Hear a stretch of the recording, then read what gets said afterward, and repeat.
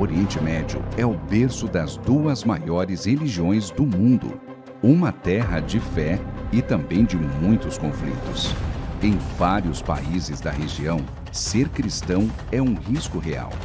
Em meio à guerra, destruição e pobreza, nossos irmãos e irmãs em Cristo carregam marcas profundas. Muitos precisam fugir, outros são expulsos de suas casas.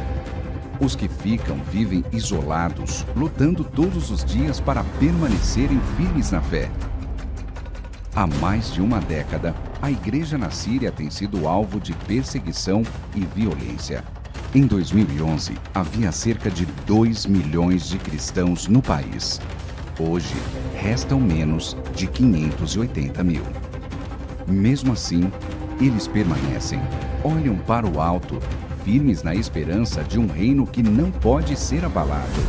No Iêmen, seguir a Cristo pode custar tudo: liberdade, dignidade, até a vida.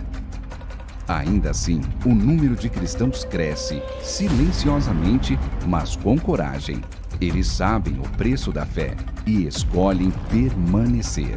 Síria e Iêmen, duas nações marcadas por guerra civil, pobreza e caos. Em meio à devastação, ser cristão é um ato de coragem. Muitos perderam casas, empregos, famílias, mas nunca perderam a fé. O DIP, Domingo da Igreja Perseguida, é a resposta da Igreja Livre à dor da Igreja Perseguida. Há quase 4 décadas, o Domingo da Igreja Perseguida tem espaço reservado na agenda de milhares de igrejas em todo o Brasil. A igreja brasileira tem se mobilizado em intercessão, fortalecendo aqueles que são perseguidos por amor a Jesus. Nossos irmãos perseguidos vivem uma fé que conhece o poder de Deus e descansam em sua soberania. É uma fé corajosa que permanece firme, mesmo quando o livramento não vem. Uma fé como a de Daniel e seus amigos que disseram: o Deus a quem servimos pode livrar-nos, mas, se Ele não nos livrar, não serviremos aos teus deuses. Permanecer é um ato de coragem. Mesmo quando a própria vida está em risco, eles continuam. No dia 31 de maio, você pode fazer parte dessa história. Mobilize sua igreja em oração e apoio aos cristãos perseguidos no Oriente Médio. Ajude-os a permanecer firmes na fé, desafiando o medo. Cadastre sua igreja no Domingo da Igreja Perseguida em portasabertas.org.br/DIP.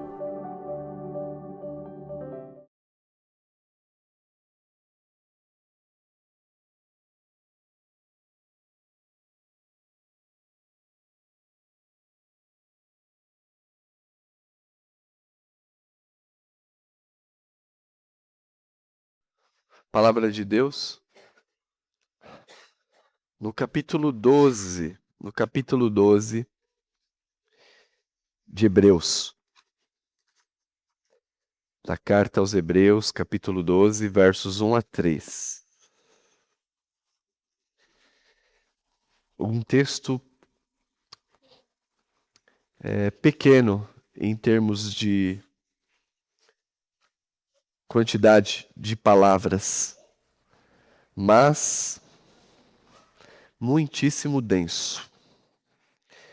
Ao estudar, ao meditar nestes versos, uma das orações é que eu pudesse pregar de maneira o mais breve possível e mais acessível, de tão profundas palavras. Hebreus capítulo 12, versos 1 a 3. Quero orar com você. Pai, em nome de Jesus, eu te agradeço. Porque, como temos lido, a fé é um dom de Deus. E que esta fé, ela é educada pela palavra. E por misericórdia, o Senhor tem conduzido a minha fé, de acordo com a palavra de Deus. Eu não mereço e não sou capaz, mas o Senhor tem me protegido de mim mesmo. Assim também agradeço pela igreja, que durante essas 9 mensagens também aprendeu, foi edificada, fortalecida, também foi exortada à perseverança. E nesta última mensagem, que não seja diferente. Nós nos colocamos diante de Ti, com gratidão de coração e louvor nos lábios, pedindo que abra o nosso entendimento para compreender, mas também abra nosso entendimento para a fé salvadora. Sei com os meus irmãos que ouvirão também. Em nome de Jesus, amém. Na manhã de hoje, o assunto é este: atitudes necessárias para concluir a corrida da fé. Algumas coisas que nós aprendemos nesta série, iniciada no capítulo 10, verso 32. Enumero 6 coisas que nós aprendemos, doutrinas. A primeira, que a igreja está num momento crítico de sofrimento. Alguns estão abandonando a fé, outros retrocedendo ao judaísmo e alguns retrocedendo ao pecado. E diante isto por uma pressão externa. E é nesse contexto que eu elenco esses 6 tópicos que nós vimos sobre fé, dentre tantos. O primeiro é que a fé é essencial para a perseverança na caminhada cristã. Sem fé, é impossível agradar a Deus. A segunda coisa que nós vimos é que fé, biblicamente, nesse texto, é certeza, convicção. Nós temos em nossa mente o plano de Deus concretizado, tal como uma maquete apresenta o projeto a ser concluído. Esta fé do qual estamos falando é uma firme convicção. Terceiro que nós aprendemos sobre fé, que a nossa fé não é irracionalista. Há um aspecto da fé racional. Estes homens e mulheres caminharam com base na promessa, na revelação de Deus. Mas ao mesmo tempo que esta fé não é apenas uma persuasão racional, mas tem um aspecto espiritual. É Deus quem coloca esta fé no coração como uma obra da sua graça e do seu favor. Nem todos chegarão a esta fé. Alguns chegarão à fé racional, persuadidos da verdade, mas nem todos exercerão esta fé espiritual salvadora, porque isto é um dom exclusivo de Deus. A quarta coisa que nós aprendemos, quarta doutrina, que a fé cristã, ela é operosa. Quando se diz nesse texto pela fé, está dizendo que a fé cristã é operosa. Sem obras, a nossa fé é morta. Desde Abel até Jesus, todos estes homens e mulheres que viveram por fé, as suas vidas manifestaram de alguma maneira esta fé salvadora. A fé cristã é operosa e ela também é paciente. Estes 2 aspectos da fé. Pela fé, nós podemos obter vitórias, mas pela fé também somos capacitados a suportar todas as derrotas deste mundo. Portanto, a fé, ela é ativa em realizações e passiva em suportar o sofrimento quando ele chega. Aprendemos também que nesta fé é perseverante. Muitas pessoas dizem que têm fé, mas não perseveram. Já não andam na comunhão da igreja, já não têm esperança em Cristo, produziram para si uma fé particular, diferente da fé bíblica. A fé cristã e a fé salvadora, evidente é se ela persevera ou não. Muitos deixaram de seguir a Cristo. E João diz na sua epístola, muitos saíram dentre nós, porque não eram dos nossos. Um quinto aspecto que nós vamos a partir de agora e encerrando. O alvo desta fé é Jesus. Jesus Cristo é o autor e consumador da fé. Nós não poderíamos concluir esta jornada se Cristo, primeiro, não tivesse inaugurado a corrida e completado a corrida. Sem a pessoa de Cristo, nenhum de nós estaria na corrida ou poderia concluí-la. E por último,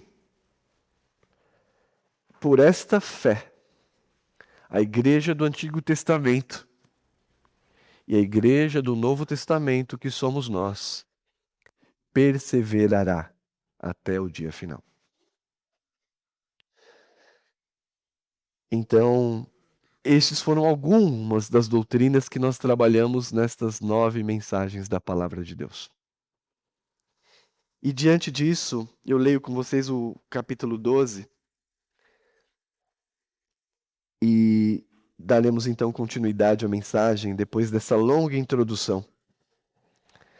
Portanto, também nós, visto que temos de rodear-nos tão grande nuvem de testemunhas, desembaraçando-nos de todo o peso e do pecado que tenazmente nos assedia, corramos com perseverança a carreira que nos está proposta, olhando firmemente para o autor e consumador da fé, Jesus, o qual, em troca da alegria que lhe estava proposta, suportou a cruz, não fazendo caso da ignomínia. Está sentado à destra do trono de Deus. Considerai, pois, atentamente aquele que suportou tamanha oposição dos pecadores contra si mesmo, para que não vos fatigueis, desmaiando em vossa alma. Este texto serve como uma dobradiça na porta. Nós vimos que os crentes estavam sob sofrimento, que alguns deles, pressionados, retrocederam ao judaísmo, a antiga religião das obras e dos rituais. Mas também, desde o começo desta carta, nós percebemos que alguns deixaram a fé para deliberadamente praticar o pecado, para viver no pecado. Inclusive, está no contexto do capítulo 10. Veja comigo, se você puder, mantenha sua Bíblia aberta, no capítulo 10, versos 26 a 31. Porque se vivemos deliberadamente em pecado, depois de termos recebido pleno conhecimento da verdade, já não resta sacrifício pelos pecados. Hebreus 10, 26. Agora o 27. Pelo contrário, certa expectação horrível de juízo e fogo vingador prestes a consumir seus adversários. Versículo 29. De quanto mais severo castigo julgai vós, será considerado digno aquele que calcou os pés do Filho de Deus e profanou o sangue da aliança, com o qual foi santificado, e ultrajou o Espírito da graça.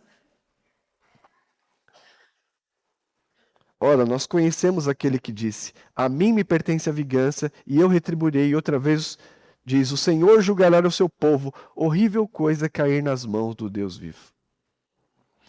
Sim, havia aqueles que, retrocedendo da fé cristã, pressionados pelas circunstâncias, envolveram-se deliberadamente na prática do pecado, revelando que, apesar das experiências espirituais que tiveram, nunca chegaram à fé salvadora e estavam debaixo da ira de Deus. Então, esta passagem de hoje, no capítulo 12, retornemos, é uma passagem que nos encoraja à resiliência, mesmo sob provação. Para fixarmos os nossos olhos em Jesus, o autor e consumador da fé. Este é o propósito, este é o ensino. E eu repito, encorajar a resiliência, mesmo sob provação, fixando os olhos em Jesus, o autor e consumador da nossa fé. Capítulo 12, portanto, nós temos aqui, verso 1, a primeira parte. Portanto, também nós. O que isso significa? Uma conclusão do argumento. E aqui a conclusão é a mais contundente, porque ele mostra que Jesus, o Filho de Deus, o próprio autor e consumador da fé, suportou humilhação e cruz, recebendo a promessa. Depois de elencar em todo o capítulo 11, de Abel até Adão, os testemunhos, chega a Jesus. E Jesus é o maior exemplo de resiliência, de sofrimento perseverante. Então diz: temos de rodear-nos tão grande nuvem de testemunhas. O que significa isso? Significa que, com base no testemunho de Abel até Jesus, nós somos encorajados pelos exemplos. Mas, fundamentalmente, o exemplo do Senhor Jesus Cristo supera todos eles. E esta é a conclusão de todo este discurso sobre fé. Mediante isso, nós vemos que devemos perseverar. Somos encorajados à perseverança. E aqui nós temos 3 atitudes para concluir a carreira. Quando diz temos a rodear no grande nuvem de testemunhas, não é simples de interpretar e não há um consenso aqui entre os pesquisadores. Mas podemos decidir aqui, no mínimo, que se trata de uma linguagem atlética. De um estádio cheio de pessoas que já correram a corrida da fé e que agora observam que cada um de nós está correndo. Um pouco parecido com a corrida de longa distância nas Olimpíadas, em que depois de várias horas, aquele esforço atlético, o corredor precisa dar a sua volta final no estádio. Enquanto suas forças estão esgotadas, sua energia já não é mais a mesma, o suor e a dor, as testemunhas estão ali, como evidências de que é possível completar a carreira por fé. Então, esta nuvem de testemunhas, supracitada no capítulo 11, é motivo de encorajamento. E aqui ele elenca 3 modos pelos quais nós podemos concluir a carreira. Você pretende concluir a carreira da fé? Certamente que sim. Senão você não estaria aqui. Dentre as características, atitudes necessárias para concluirmos a carreira da fé, a primeira está no versículo 1. Desembaraçando-nos de todo o peso do pecado que tenazmente nos assedia. Sim, dentre as adversidades, o pecado é o maior obstáculo à carreira da fé. O pecado é o maior obstáculo à carreira da fé. Por isso que Isaías diz, na palavra de Deus, Isaías 59, versos 2 a 3, você pode ouvir. Mas as vossas iniquidades fazem separação entre vós e o vosso Deus, e os vossos pecados encobrem o seu rosto de vós, para que não vos ouça, porque as vossas mãos estão contaminadas de sangue, e os vossos dedos de iniquidade, e os vossos lábios falam mentiras, e a sua língua profere maldade. Dentre todos os obstáculos, o mais difícil e aquele que mais desclassifica pessoas é a vida no pecado. E a Bíblia diz que pecado é toda transgressão da lei de Deus. E nós cremos que é toda falta de conformidade com a palavra.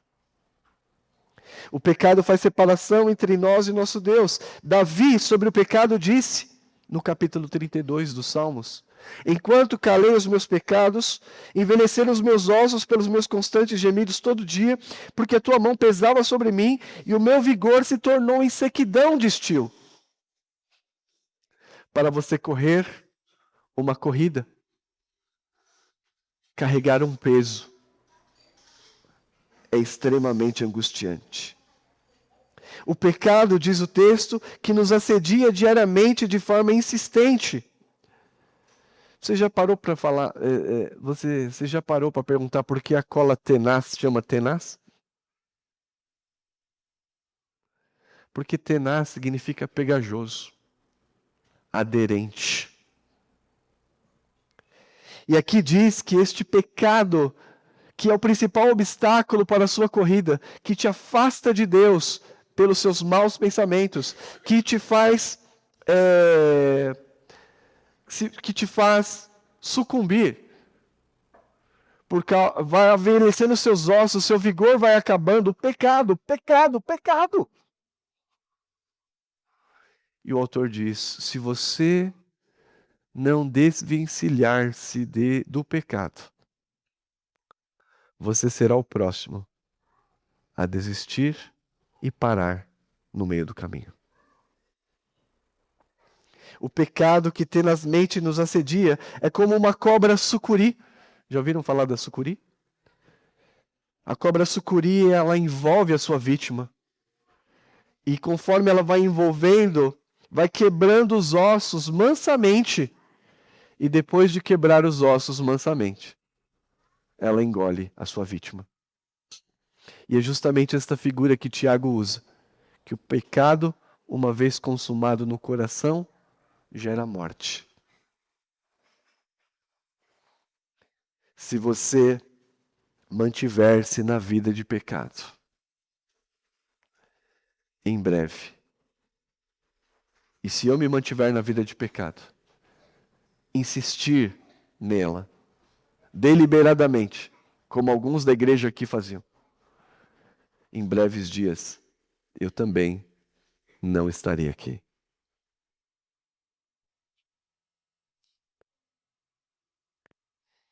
Então eu quero compartilhar a primeira aplicação deste ponto. Primeira atitude: desembaraçar-se do pecado. Quem aqui já precisou ir no mercado e carregar sacola? Até em casa. Carregar um peso por muito tempo produz agonia, não é? Tontura, suor, dor nas pernas. E você pensa: eu vou deixar tudo aqui. Alguém já pensou assim? Quantas vezes? Eu vou deixar tudo aqui porque eu não aguento carregar esse peso. E é verdade. A caminhada da fé, em certa medida, também tem essa característica. A palavra, uma das palavras gregas aqui, para a carreira que nos está proposta, é a palavra agonia. Agonia. Caminhar a carreira da fé, de certo modo, é agonizante. Porque a carreira é longa, os obstáculos são diversos.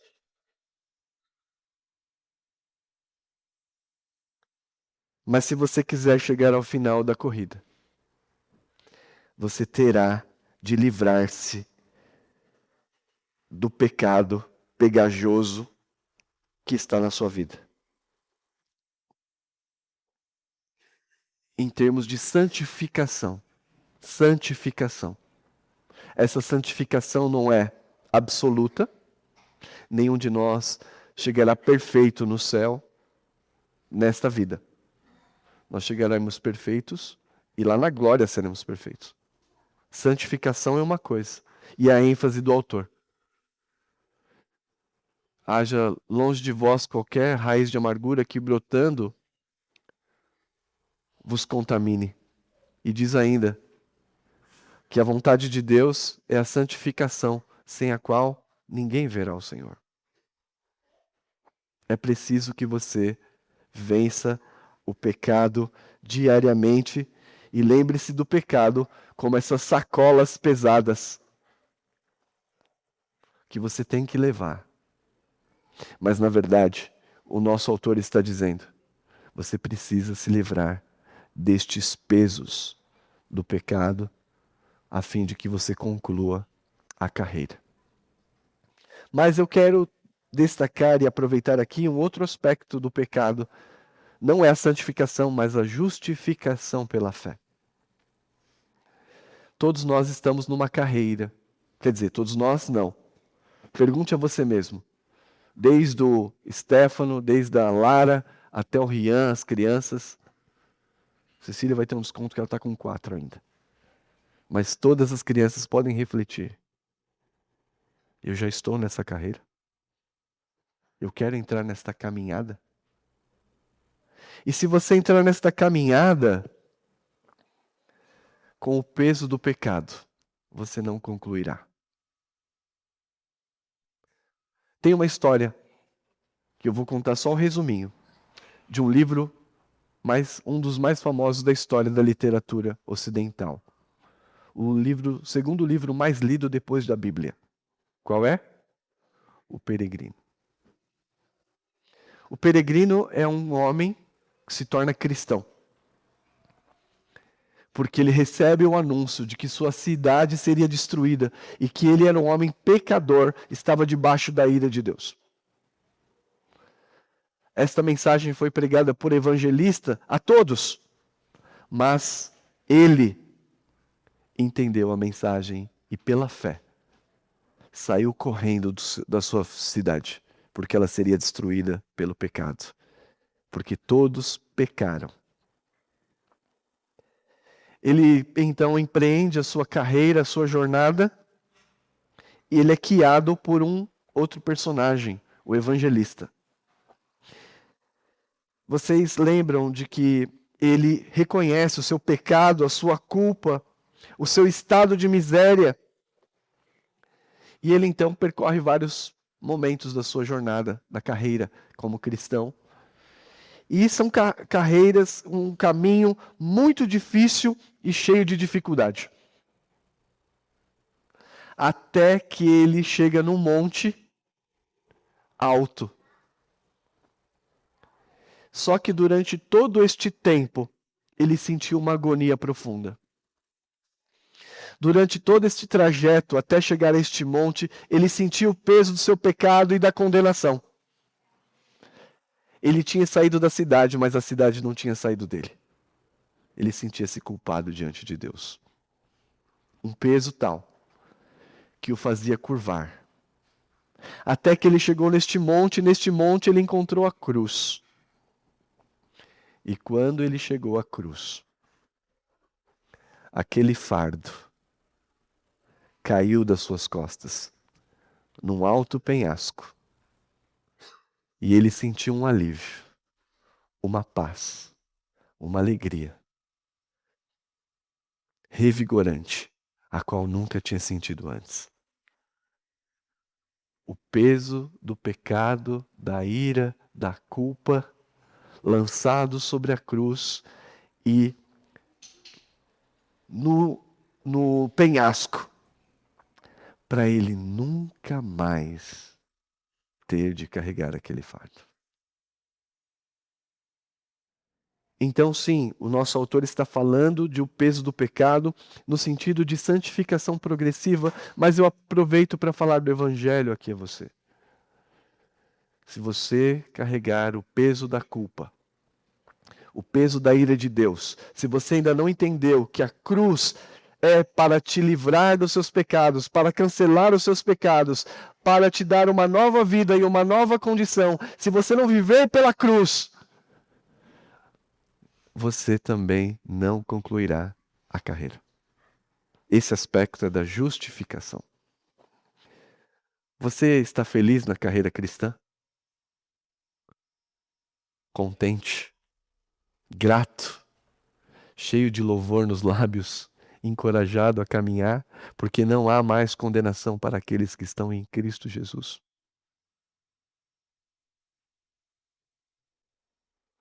Esta é a mensagem, irmãos. Não carregue o peso do pecado, porque este é o principal obstáculo para muitos não alcançarem a vida eterna. O segundo é perseverança. Diz no primeiro versículo: corramos com perseverança a carreira que nos está proposta. Nós falamos bastante sobre perseverança, todos esses sermões. A perseverança da fé deve suplantar o pecado. Sua vida está em pecado? Esta fé, a perseverança, deve suplantar o pecado. Como nós estamos falando aqui num contexto atlético, uma das características comuns aos atletas de alto rendimento são as lesões e a exaustão física. Quem são os melhores atletas do mundo? Em geral, são os atletas olímpicos. E é comum entre eles lesões, exaustão física. Não é verdade? Mas tendo em vista o prêmio, que é a medalha, eles não desistem, mediante as dificuldades. De certa forma, eles caminham por fé, mas fé naquela medalha de ouro, que diz o texto bíblico, que ela murcha, que ela se corrói, os homens podem roubar. Nós estamos também numa carreira da fé, que também exigirá de nós esforço atlético. As nossas emoções, o nosso tempo, a nossa capacidade física, mental. Noé empenhou 120 anos da sua vida na construção de um barco, longe do rio, porque Deus havia dito. Moisés, um pastor de ovelhas, com um cajado na mão, foi até o faraó e com intrepidez de Arão, seu irmão, disse: deixa o meu povo ir. Com um cajado na mão apenas. Elias enfrentou Acabe, os 400 profetas de Baal. Paulo, que disse: eu me gasto e me deixarei gastar por amor de vós e do Evangelho. Perseverança.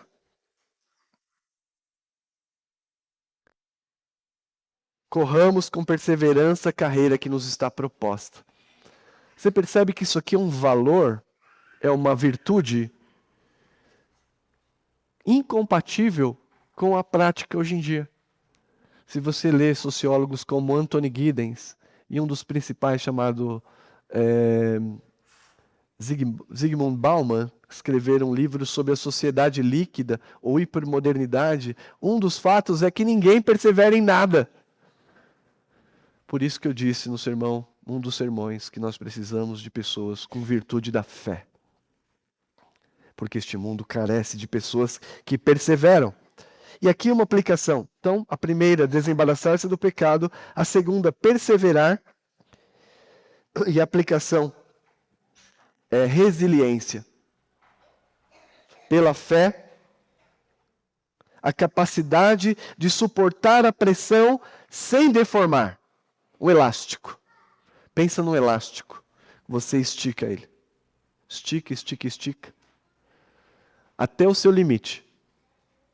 E quando você solta o elástico, ele volta à sua forma original. Isso é resiliência. É isso que estes homens do passado tiveram. E é isso que nos é solicitado. E veja, isso não vem de nenhum de nós. É dom de Deus. É uma obra da graça de Deus. É uma obra do favor de Deus. Que nos faz perseverar a sermos resilientes em um mundo hostil. Vocês leram as histórias que a irmã Ivone colocou no grupo essa semana? E os posts lá no... Como se chama? No Instagram. Jenny, da Síria, aquela mulher que está sofrendo hoje por causa da fé cristã. Setaré, outra mulher no Irã. Adã, na Palestina. Omar, no Marrocos. Michael, no Iraque. O Yusuf, no Egito. Vocês leram a história de Yusuf? Eu fiquei indignado com aquela história. Yusuf. Tudo isso está lá no nosso grupo da igreja, em oração pela igreja perseguida. Yusuf é um pai de família. Sua filha tem 14 anos, no Egito. Ele foi às autoridades porque os homens estavam assediando a sua filha. Quando ele voltou para casa, os denunciados o espancaram e despiram sua filha de 14 anos e sua esposa em praça pública, por causa da fé. Ele retornou para falar à polícia do Egito. A polícia os prendeu, porque acusado de transtornar a cidade. O justo torna-se injusto, o culpado livre. A justiça não é realizada. Isso nós não estamos falando da igreja do primeiro século, não estamos falando da igreja desses irmãos que receberam a Bíblia. Estamos falando do século 21. E lendo esse relato, eu pensei, eu não aguentaria. Era aqui que eu parava a caminhada da fé. Mas é verdade, é importante você lembrar que esta fé, para suportar, não é só compreensão racional. É uma fé que vem de Deus. Extraordinária, poderosa. Então esta é a minha segunda aplicação quanto à perseverança. A obra de Jesus nos estimula a suportar o pecado, as ameaças e a humilhação. Veja o exemplo de Paulo. 2 Coríntios, capítulo 6, verso 4 a 10. 2 Coríntios, capítulo 6, verso 4 a 10. A perseverança de Paulo, sendo ignorado pela igreja. É um pastor que é hostilizado pela própria igreja, humilhado pela igreja. Veja só como ele se comporta, a sua perseverança. Ao contrário, em tudo recomendamos-nos a nós mesmos, como ministros de Deus. 2 Coríntios capítulo 6, verso 4. Na muita paciência, nas aflições, nas privações e nas angústias. Nos açoites, nas prisões, nos tumultos, nos trabalhos, nas vigílias, nos jejuns. Na pureza, no saber, na longanimidade, na bondade, no Espírito Santo, no amor não fingido. Na palavra da verdade, no poder de Deus, pelas armas da justiça, quer ofensiva, quer defensiva. E agora veja a sua resiliência pela fé. Por honra e por desonra. por infâmia ou boa fama, como enganadores, sendo verdadeiros, como desconhecidos, e entretanto bem conhecidos, como se estivéssemos morrendo, contudo eis que vivemos, como castigados, porém não mortos, entristecidos, mas sempre alegres, pobres, mas enriquecendo a muitos, nada tendo, mas possuindo tudo. Fé perseverante nas aflições. Perseverem. E por último, a terceira atitude. Voltemos, por gentileza, a Hebreus capítulo 12. Hebreus capítulo 12.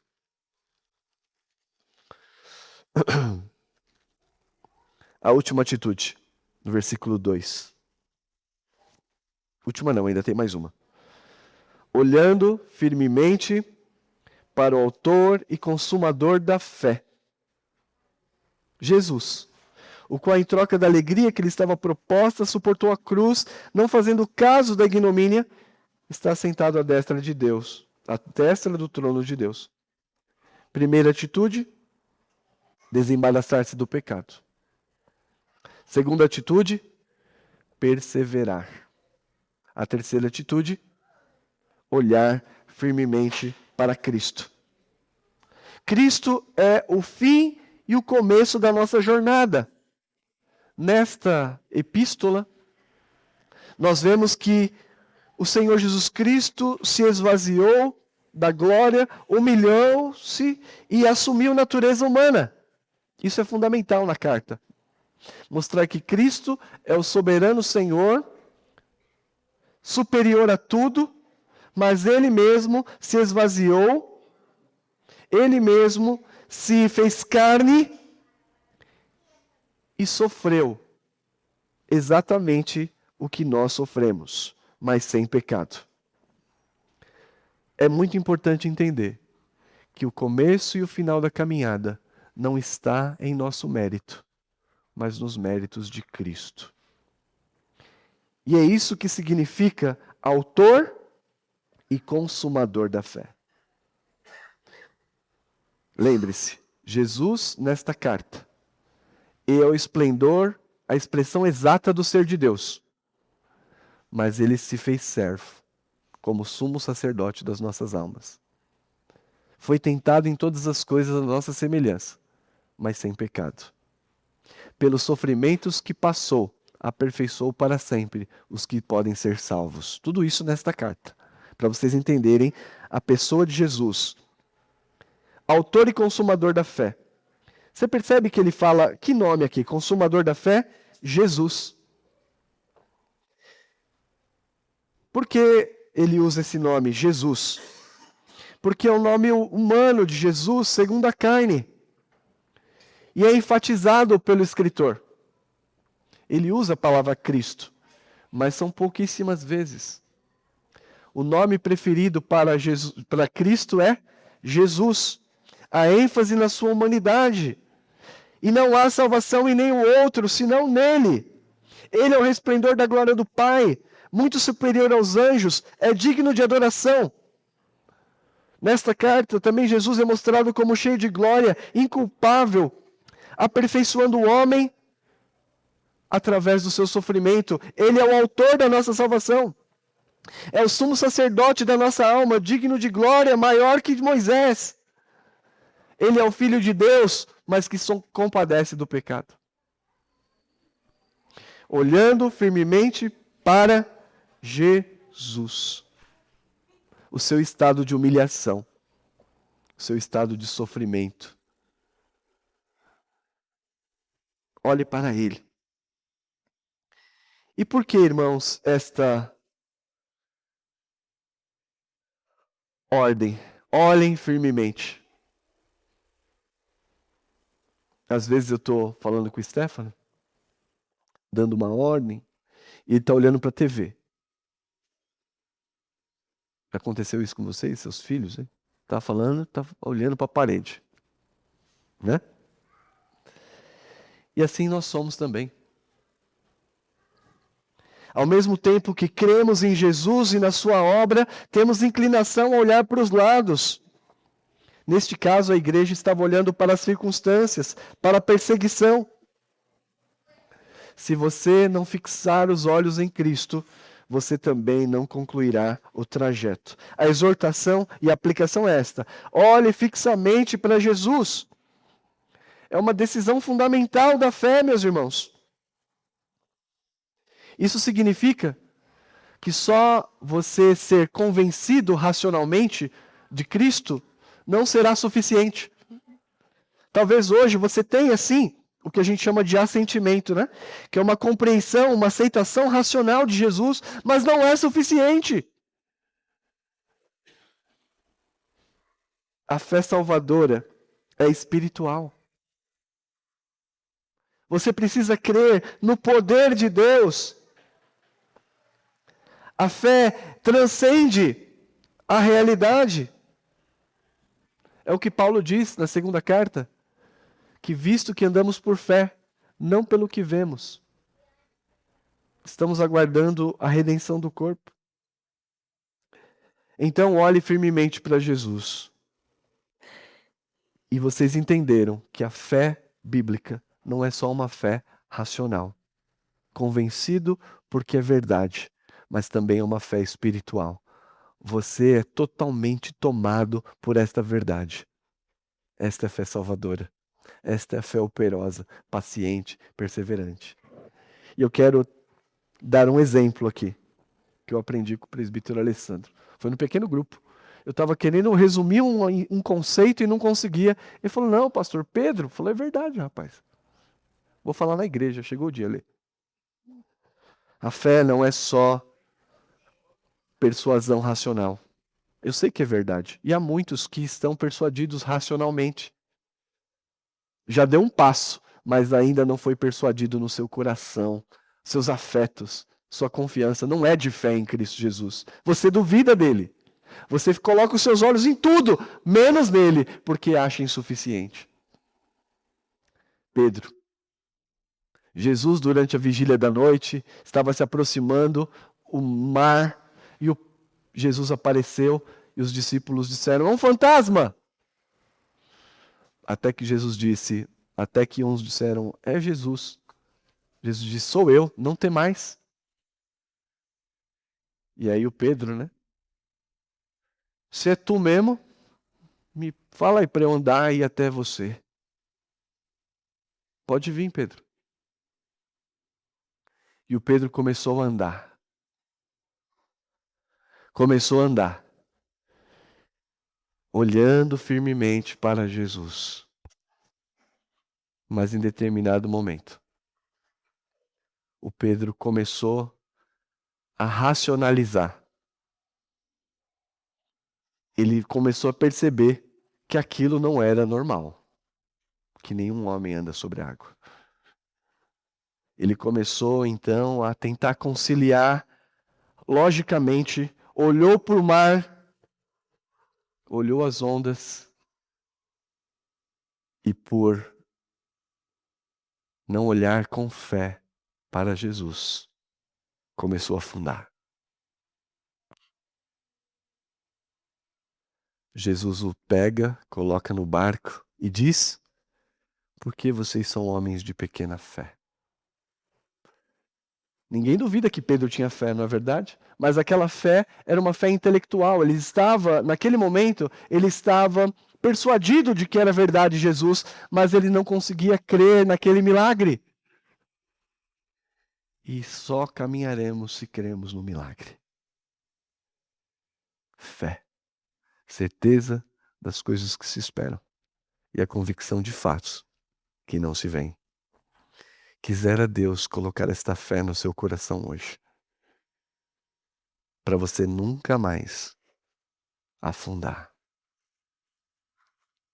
Para você nunca mais duvidar. E diante de tudo isto, conclui. E eu também concluirei. Versículo 3. Considerai, lembra que essa palavra eu já falei para vocês, usada em Hebreus? Considerai significa calcular. Considerai, pois, atentamente aquele que suportou tamanha oposição de pecadores contra si mesmo, para que não vos fatigueis desmaiando em vossa alma. Jesus trocou os benefícios temporais por obediência ao Pai. Ele fez o cálculo a ponto de dizer: ninguém pode tirar a minha vida, eu mesma dou, eu tenho poder para dar e tenho poder para reaver. Jesus não foi enganado para a cruz. Ele sabia muito bem o seu destino. Ele conduziu a sua vida rumo ao alvo, que é a dolorosa cruz. Rude cruz se erigiu, dela um dia fugiu, como emblema de vergonha e dor. Sem fôlego, espancado, cuspido, esbofeteado, ultrajado, humilhado. Ele diz: o meu caminho é este. Por fé, eu vou completar a carreira que me foi proposta. Morrer pelas minhas ovelhas. E ele não retrocedeu um passo. Não se importou com humilhação e por isso venceu, assentando-se à destra de Deus. As dificuldades, agora encerrando e aplicando, as dificuldades podem esgotar nossas energias, não é verdade? Quando nossos músculos estão fadigados, a gente consegue andar. Mas quando a nossa alma está abatida, a gente não consegue. Por isso o autor diz: para que vocês não tenham a sua alma cansada, vocês devem olhar para Cristo. Considerar aquilo que o Senhor Jesus Cristo fez. Olhe fixamente para Cristo. O que isso significa? Comprometimento. Comprometer-se com Cristo. Você pode comprometer-se com o ministério da igreja, pode comprometer-se com um voto de dar os seus dízimos, mas esses comprometimentos não o levarão a concluir a carreira. Só tem um voto que fará com que você chegue lá. Se você se comprometer com Cristo e pela fé entregar a sua vida, recebê-lo, viver para Ele, entendendo que Ele suportou o sofrimento, a angústia e já se assentou à destra do Pai.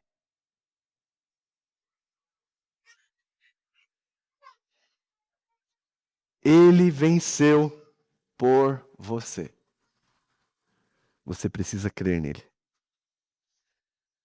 Atitudes necessárias para concluirmos a carreira da fé. E assim encerramos esta série de 9 mensagens para a glória de Deus. Se você ainda não assistiu, se você não pôde participar e está nessa situação, convido você a ouvir todas elas diariamente, serem nutridos e abençoados por Deus. Que Ele nos ajude. Amém.